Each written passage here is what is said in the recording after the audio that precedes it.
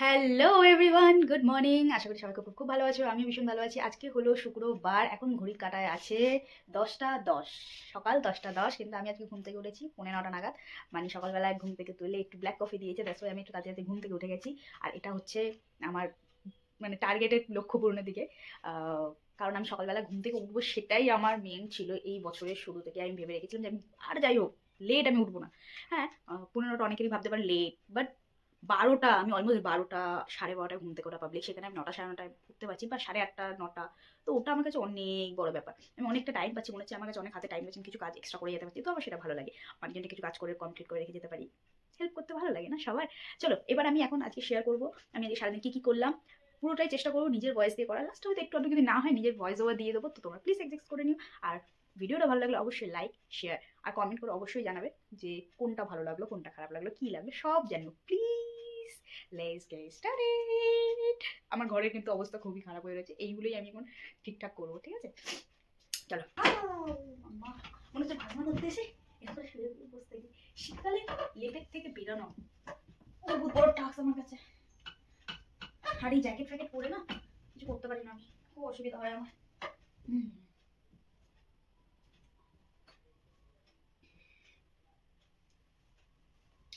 প্রায় অনেকগুলো দিন হয়ে গেছে আমি এখনো অফ নিইনি আমার ডিউটিতে। আমি অনেক দিন ধরে টানা করছি, আজকে মনে হয় প্রায় 22 দিন হয়ে গেল টানা ডিউটি করছি। আর আর 7-8 দিন করলে 1 মাস হয়ে যাবে। কারণ অ্যাকচুয়ালি আমি যেদিন ছুটি করবো না, হ্যাঁ আমি লাস্ট ছুটি করেছিলাম ডিসেম্বর মাসের 19 তারিখে। তো সেই হিসাবে দেখতে গেলে আর 9 দিন, আজকে কত তারিখ? 10 তারিখ। আর 9 দিন করলে পুরো হয়ে যাবে 1 মাস। এটা একটু রোদ্দুরে দেবো।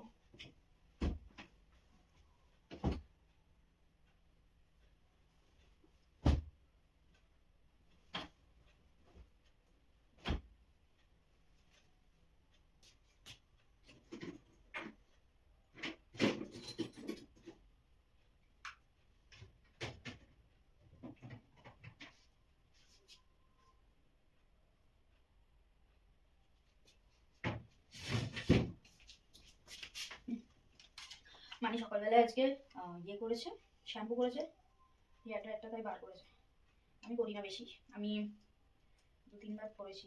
ভয় লাগে, পারি না, চুল উঠে এমনি চুল উঠে যাচ্ছে। তো তার মধ্যে মনে হয় এটা ইউজ করে তো চুল উঠবেই, তাছাড়া মনে হয় যে চুল ঢুকে যায়। হ্যাঁ আমি একটু মডার্ন কম, জাজ করো না প্লিজ যে আমি পারি না বলে, কিন্তু ভয় লাগে। চুল তো চুল আর স্কিন আমি বড্ড ভালোবাসি, তাই আমার কিছু রোগ আমি সেটা চাই না। তার মানে একটা পিম্পল আছে তাই আমার কাছে ঘুম হয়ে যাচ্ছে, ঘুম হয়ে যাচ্ছে, আমি ঘুমিয়েছি। পিম্পলটা হলো কেন হলো, কি জন্য হলো, কি খাওয়ার কারণে হলো, তেল খেলাম না, তেল খেলাম বলে হলো নাকি জল কম খেলাম বলে হলো, গরম হয়ে গেল শরীর নাকি ঠান্ডা, কি সব ভুলভাল ভাবছি ভেবে আমার পিম্পল সকালে উঠে যদি ধা হয়ে যায়, হালকা একটু কমেছে, ব্যথা আছে। এখনো ঠান্ডা, এই গরম আছে এখন তো, আজকে গরম মিস ঠান্ডা নেই, কিন্তু একটা গরম গরম ভাব আছে। এটা হচ্ছে আমার শীতকালের সঙ্গী, পরম সাহারা। এছাড়া আমি চলতে পারবো না।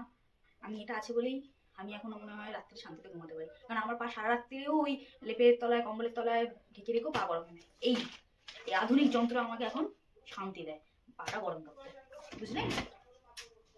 আপনাদের বাড়িতে যদি না থেকে একটু করে কিনে নেবেন, খুব ভালো কাজে দেয়। হাত পা ধোয়া আসার পর রাত্রিবেলা বা চান করার পর খুব ঠান্ডা হয়ে যায়, তখন এরকম ধরলেই ব্যাস 2 থেকে 3 মিনিট 5 মিনিট লাগবে গরম করতে।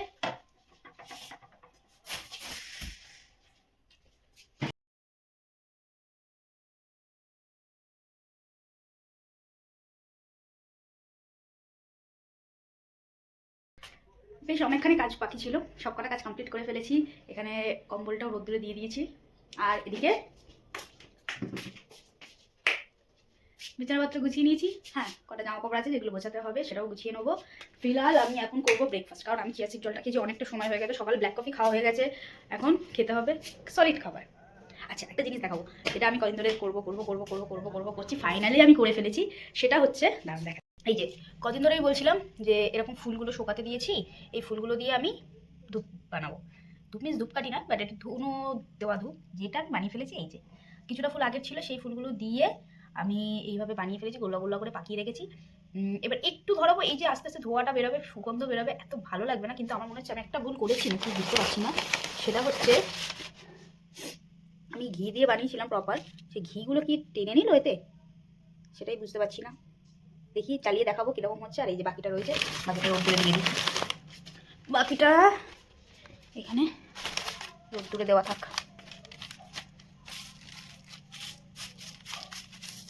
এই ফুলগুলো না যখন রোদ্দুরে দিচ্ছি কোনো রকম কিছুই ছাতা ধরবে না, কিন্তু একটা জিনিস হতে পারে, ধরলেও অসুবিধা নেই। আর কিন্তু একটা জিনিস হতে পারে, সেটা হচ্ছে গিয়ে এই যে কমলা লেবুর পাতা, এই যে খোসাগুলো আমি শুকনো, এখানে শুকনো হয়ে যাওয়ার পর দিয়েছিলাম, তো প্রথম দিন একটু ছাতা ছাতা ধরে যাচ্ছিলো, তো আবার রোদ্দুরে সকালে ঠিক হয়ে যাবে। আর এইগুলোকে আমি ভাবছি একটা একটা করে এর মধ্যে তুলে রাখবো, নাকি অন্য কিছুতে রাখবো। অ্যাকচুয়ালি কাজ করা যেতে পারে, এটা এরমভাবেই থাক। দাঁড়ান, এই জানলাটা দিয়ে রোদ্দুর আসে বলে না, পুরো জানলাটা তো খুলিনি, এই জানলাটা দিয়ে এখানে এরকম ডাইরেক্ট রোদ্দুর আসে বলে না, বাইরে কিছু দিই না আমি, পুরো জানলাটা খুলিনি, কারণ শুয়োপোকা হয়েছে না, যে পরিমাণে শুয়োপোকার জ্বালায় আমি এখন জানলা পাল্লা খুলে পাচ্ছি না।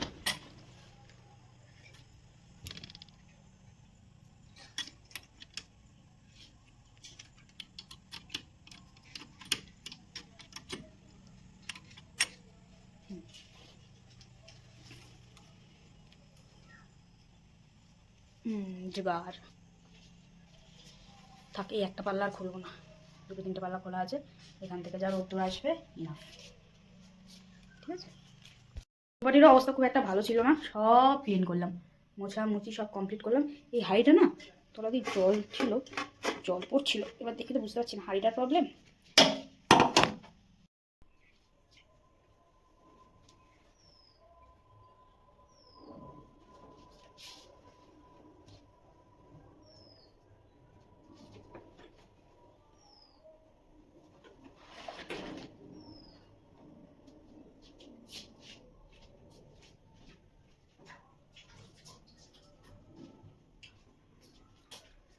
চা আমি আজকে খাবো না, কারণ হচ্ছে আমি ব্ল্যাক কফি খেয়েছি সকালবেলা, মানি ঘুম থেকে উঠে। দাঁড়ান তো, সুন্দর আলো হয়ে গেল না, বললাম না কদিন ধরে জানলা কপাট খোলা যাচ্ছে না, কারণ জানলা কপাট খুললেই সব দাঁড়ান তো, ঠিক করে সেট হচ্ছে না, ঠিক লাগছে না বেশ ব্রাইট ব্রাইট। কদিন তো জানলা কপাট খুলতে পারছি না, কারণ শুয়োপোকায় ভরে যাচ্ছে, খাবারের আশেপাশে ঘুরে বেড়াতে যাই না, কি করলে শুয়োপোকাগুলো কমে। আমার বাড়ির পিছনের সাইডটা তো পুরো মানে ঘাস জঙ্গল জিনিস হচ্ছে, মাঠে জলে মাঠে না ওই শাক হয়, অনেক রকমের কচু শাক হয়, হোগলা বোনা, সব কিছু মিলে পুরো একদম ভর্তি হয়ে গেছে, তার জন্য মনে শুয়োপোকাটা হচ্ছে, কিন্তু শুয়োপোকাটা যাবে কি করে কোনোভাবেই বুঝতে পারছি না। এখানে ওখানে চতুর্দিকে শুধু শুয়োপোকা, খাবার দাবার রেখে শান্তি দিতে কোথাও, সব খাবারের ওপরে ভারী ভারী জিনিস চাপা দিয়ে রাখতে হচ্ছে।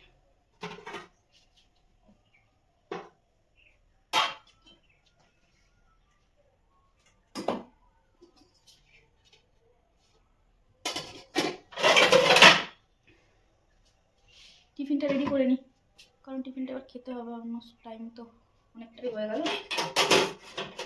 কালকে রাত্রে আমাদের রাত্রে তো প্রায় দিন মিষ্টি আনা হয়, মানে রসগোল্লা না গোলাপ জামুন না কিছু না কিছু মিষ্টি আমাদের প্রত্যেকদিন খায়, আমি কম খাই বা আমি খাইও না, বাড়িতে 3 জন ব্যক্তি খায়, আমি ছাড়া 3 জন। তো তার মধ্যে কালকে এনেছিল বোঁদে, মানি হচ্ছে বোঁদে ফেভারিট, দেখতে পাচ্ছেন, মানি বোঁদে হচ্ছে ফেভারিট মিষ্টির মধ্যে, মানে খেতে খুব ভালোবাসি, বিশেষ করে রুটি দিয়ে, কালকে রুটি করেছিল বোঁদে দিয়ে, সবাই খেয়েছে, অল্প একটু রাখা ছিল, সকালেও খেয়েছে, এখন একটু অল্প একটু রাখা রয়েছে, আমি খাবো না, আর আমার ভালো লাগে, আমি ভালো লাগে না বলে ভুল খাই, মানে মিষ্টিটা একটু অ্যাভয়েড করার চেষ্টা করি, তো সেই জন্য আমি খাবো না।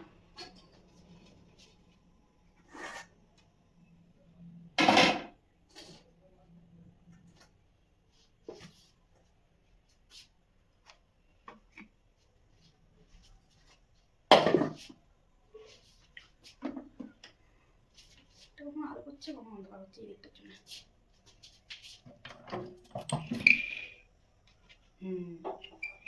এবার ঠিক লাগছে। রুটিটা মানি সকালবেলা করে গেছে, এখন একটু ঠান্ডা হয়ে গেছে, একটু ছেঁকে নিলে না মনে হবে পুরো গরম গরম রুটিটা করা হলো। এমনি সব খাবার একটু গরম গরম খাওয়াই ভালো লাগে শীতকালে, না শীতকালে একটু ঠান্ডা ঠান্ডা খাবার একদম নেওয়া যায় না। কিন্তু তার বলে এটা নয় মাইক্রোওভেনে খাবার অ্যাকচুয়ালি খাওয়া উচিত না, মাইক্রোওভেনে কোনো খাবার গরম করে খেলে না এটা স্বাস্থ্যের পক্ষে খুব ক্ষতিকারক। এরকম আগুনে দিয়ে জিনিসটা খাওয়া আর মাইক্রোওভেনে খাওয়ার মধ্যে অনেক ডিফারেন্স। গরম খাবার মানে এটা না সবসময় মাইক্রোওভেন করে মাইক্রোতে গরম করা খাওয়া উচিত না, যেটা আরও খারাপ। আচ্ছা, খাওয়া দাওয়াটা তো করতে হবে না, কাজ বাজ তো সব কমপ্লিট হলো, এবার খাওয়া দাওয়া হবে, একটু রোদ্দুরে তো আমি ডাইরেক্ট গিয়ে বসবো না, আজকে ব্রেকফাস্ট বলো বা লাঞ্চ বলো, দুটোই তো আমি একসাথে করি। রয়েছে রুটি, না না প্রথমে দিয়ে বলি, বাদাম আলমন্ড, দুটো খেজুর, আর এখানে পালং শাক, পালক পনির, ফুলকপি আলুর তরকারি আর রুটি, সব মিলিয়ে এখন খাওয়া হবে। চাটা খেতাম, যেহেতু ব্ল্যাক কফি সকালে খেয়েছি, চা আমি খাবো না, নাহলে আমি চাটাও খেতাম। চাটা আমি চা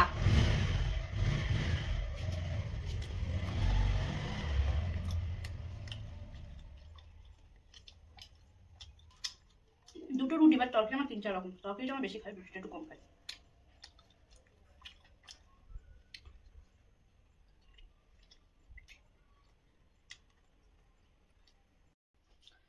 খাওয়া দাওয়া, ঘরের যাবতীয় কাজ সবটাই কমপ্লিট হয়ে গেছে। এখন এই কয়েকটা জামা কাপড় আছে, এগুলো ভাঁজ করবো, ভাঁজ করে নিয়ে যাবো স্নান করতে।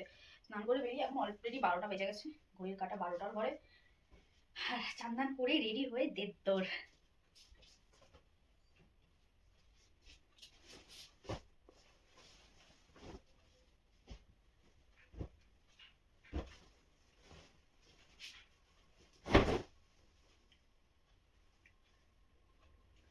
দুদিন পর যাওয়া হবে, 2-3 দিনের জন্য এক জায়গায়, সেটা হচ্ছে আমার সেজো মাসির বাড়ি। 2 থেকে 3 দিন পর, অ্যাকচুয়ালি নয়, রবিবার দিন যাওয়া হবে সেজো মাসির বাড়িতে। সেজো মাসির বাড়িতে সেজো মাসির শ্বশুর মারা গেছিল 31st-এর আগের দিন, মানে 30শে ডিসেম্বরের দিন রাত্রির বেলায় 8টা 8:30 নাগাদ আমার সেজো মাসির শ্বশুর মশাই মারা গেছিল।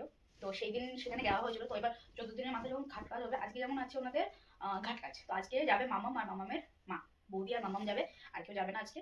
কালকে হয়তো মানি চলে যাবে, আবার রাত্রে চলেও আসতে পারে, যেহেতু আমি যাবো না বলেছি, তো মানি আবার চলেও আসতে পারে। আর আমি যাবো রবিবার দিন। রবিবার দিন কখন যাবো তার কোনো ঠিক নেই। অলরেডি আমাদের ব্যাগপত্র, মানে যে কদিন 2-4 দিন যে থাকবে সেই ব্যাগপত্র গোছানো হয়ে গেছে, কিন্তু আমি কখন কবে যাবো, মানে রবিবার দিন যাবো, কিন্তু কখন যাবো আমি এখন জানি না।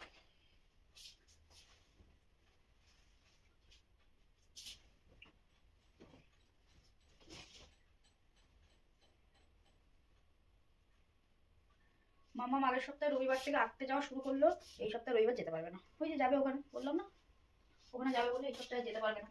আমার বান্ধবীকে ফোন করে বলতে হবে যে ও কিন্তু এই সপ্তাহে আসবে না, না বললেও ভাববে হয়তো আর ভালো লাগে না, তাই জন্য হয়তো যাবে না, তাই ওকেও জানাতে হবে, বুঝলেন।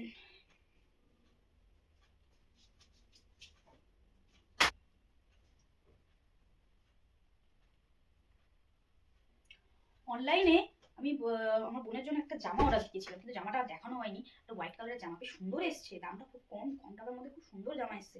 আমি সেটা ওকে, অ্যাকচুয়ালি ও যেমন ঘাটে উঠবে, তো ওকে জামা দেওয়া হবে। অ্যাকচুয়ালি ওকে নয়, সবাইকে দেওয়া হবে, সেজন্য মেশো মাসি, ওর জন্য জামাটা আমি কিনেছিলাম, সেটা দেখানোই হলো না, পুরো ভুলে গেলাম। 2 দিন আগে এসছে, তাও আজকে তো চলেই গেল ব্যাগপত্রের সাথে ওইটা।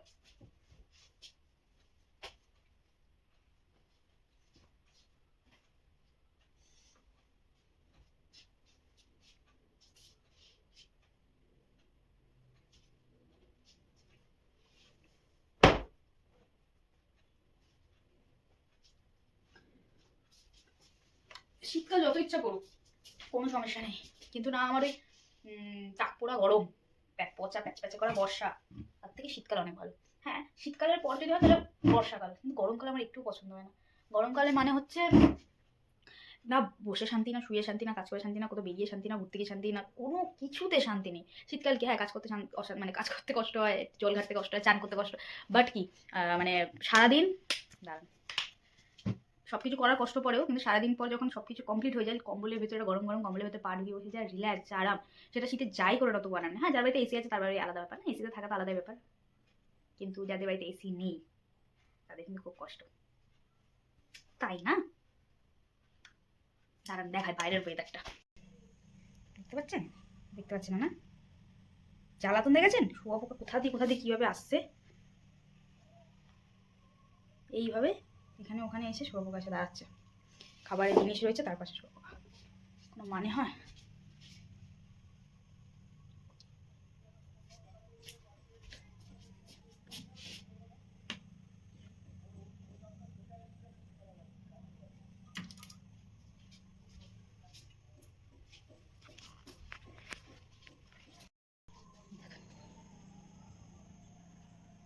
দেখুন বাইরের ওয়েদারটা দেখছেন, পুরো ঝলমলে রোদ্দুর।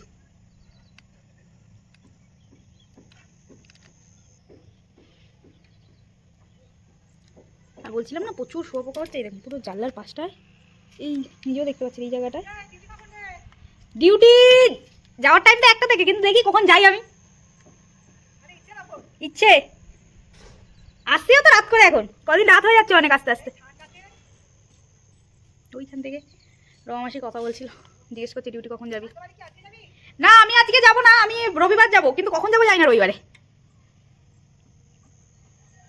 এই যে এই ঘাসগুলো হয়েছে, এই ঘাসগুলো থেকে মনে হয় শুয়োপোকাটা হচ্ছে। আচ্ছা আপনারা একটু বলবেন তো কি উপায় আছে, যেই উপায় করলে, দাঁড়ান দেখতে পাচ্ছেন, আচ্ছা আপনারা বলবেন তো কি এমন উপায় আছে যেই উপায় করলে আর শুয়োপোকাগুলো আর জ্বালাতন করবে না। দাঁড়ান, হ্যাঁ এই নিন, কি উপায় আছে যেটা করলে শুয়োপোকাগুলো জ্বালাতন করবে না, জানাবেন। হ্যাঁ আমি জানি না, খুব জ্বালাচ্ছে, বড্ড জ্বালাচ্ছে শুয়োপোকাগুলো। খাওয়া দাবার জামা কাপড় কোনো কিছু রেখে শান্তি নেই। জানলা খুলতেই ভয় লাগে, জানলা খুলেই ঢুকে যাচ্ছে, এতক্ষণ ছিল না, যেই জানলা খোলা হয়েছে সেই চলে এসছে। জানলাটা বন্ধ করে দিই, বুঝলেন, খাবারের জায়গা তো।